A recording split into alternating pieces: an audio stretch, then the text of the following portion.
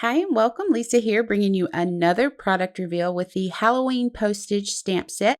This is a 4x6 stamp set filled with fun Halloween icons that fit perfectly with the postage die. I have that reveal linked at the end of this video for you. Be sure to check it out. All of these little images are perfect for adding details to your cards. I love small stamps like this for stamping my own pattern papers.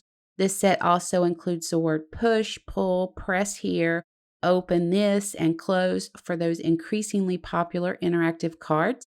Here I paired it with the cutouts from the postage die to create a very quick and simple Halloween card. Now, if you want to see more inspiration featuring the Halloween postage stamp set, head on over to the Whimsy Stamps blog and join us on the Whimsy Stamps Instagram channel. Be sure you're sharing your projects with us in the Whimsy Stamps and Inspiration Facebook group. We really appreciate you joining us. Don't forget to ring that bell so you'll be notified when new content is added to the channel. And until next time, take care.